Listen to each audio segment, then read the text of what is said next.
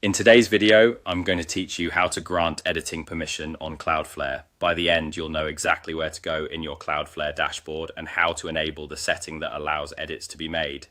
This is especially helpful if you're preparing an account for active configuration changes, or you want to make sure the interface lets you modify settings without unnecessary friction. First, open your Cloudflare account to get to the main dashboard.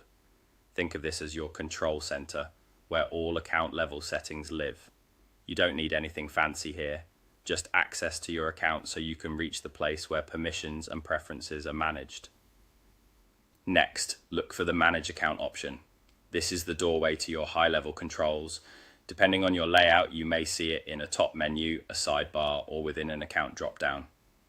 The goal is to land on the page where you can oversee and adjust account-wide settings rather than settings for a single website or application.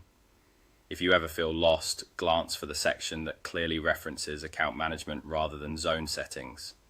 Once you're in the right place, select Configuration. This area contains the broader controls for how your account behaves. It's designed to host options that affect your overall experience, so you won't be changing a specific site here. You're shaping the way the account handles actions and permissions globally. Inside Configuration, find the Preferences section. Preferences typically gathers the user-facing toggles that influence how you interact with the platform. It's organized to make on and off decisions simple, and it's where Cloudflare places controls that don't require complex setup. Now scroll down within Preferences until you see the Editing Permission option. This is a simple toggle that governs whether editing actions are allowed.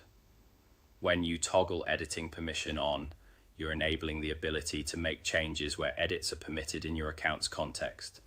It should switch visually to indicate it's active, and in many cases the setting applies immediately without any extra save button. If you see a confirmation or brief success message, that's normal and just means the change has been applied. That's all there is to it. Open your Cloudflare account, go to Manage Account, choose Configuration, head to Preferences, scroll down and toggle on Editing Permission.